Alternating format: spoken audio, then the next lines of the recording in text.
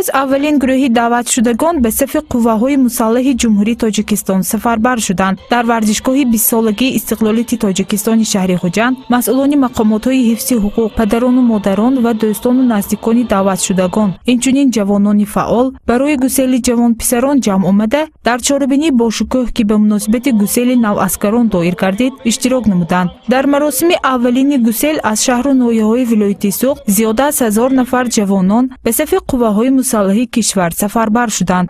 مادران با بجا آوردن عنعنه مردمی نانگزان فرزندانشان را برای ادا نمودن خدمت وطن گسیل کردند.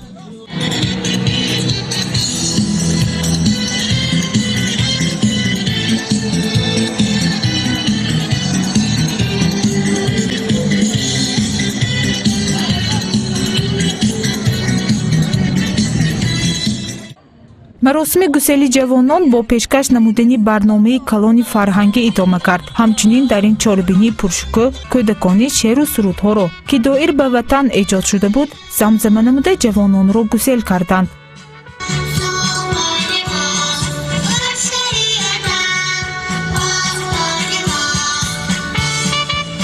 خاطررسان می‌نماییم که امسال جوان پسران سال تولدشان 1991 و 2000 به صف قواهای مسلح جمهوری تاجیکستان سفربر می‌شوند. با مقصد حمایت حقوق استعمال کنندگان از طرف کارمندان مرکز تشخیصی منطقوی تاجیک استاندارد در شهر ترسونزاده یک قطار محصولات‌های پس‌صفت و غیر استانداردی از معاملات بازپس گرفته شد.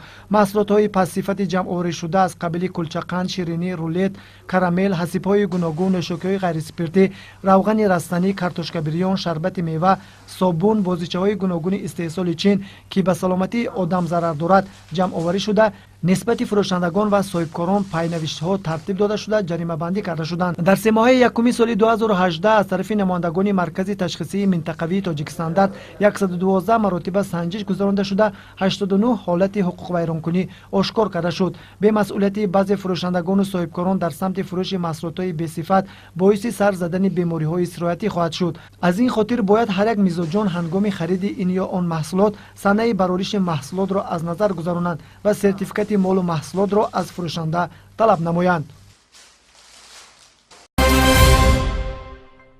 گوهر میرجومای و هنرپیشه مردمی جمهوری تاجیکستان گفتن ممکن در آسیای مرکزی با سند هنری خود مشهور است و در قطار رقاصه‌های بهترین تاجیکستان و ازبکستان قرار دارد. با 40 دولت دنیا سفری هنری کرده و زیاده از 500 نفر شاگردان را تربیت نموده است. از این رو سند هنری خود را به جوانان می‌آموزاند. این است که دوستداران رقص مشهور تاجیکی خصوصا دختران در گرد او جمع آمده هنرش را آموخته ایستادند و علاقه انسامبل آنها پسندیده و مشهور گردیده است چون که برای فعالیت این دسته رقصی در شهر اصفهان شرایط فراهم آورده شده است.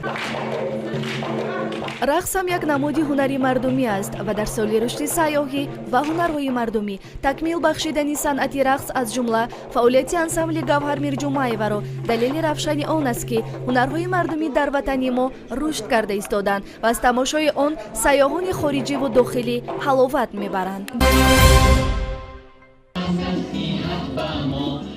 این نمایشنامه تئاتر لختک با موضوع آب نوشاکی بخشیده شده طبق لایحه بهترکنی سابادهی جمعیتی در ساحه آب نوشاکی و سانیتری در تاجیکستان سالهای 2014-2018 با مبلغ گذاری بانک جهانی در یکجایگی با تشکیلات بین المللی اکسفم و اتفاق استعمال کنندگان تاجیکستان عملی گردیده و صحنه گذاشته شده است. در ناحیه واسه این نمایشنامه پیشکش تماشابینان سرشمار گردانیده شد. نمایشنامه حیات یک اویله را در استفاده آب نوشاکی در بر میگیرد.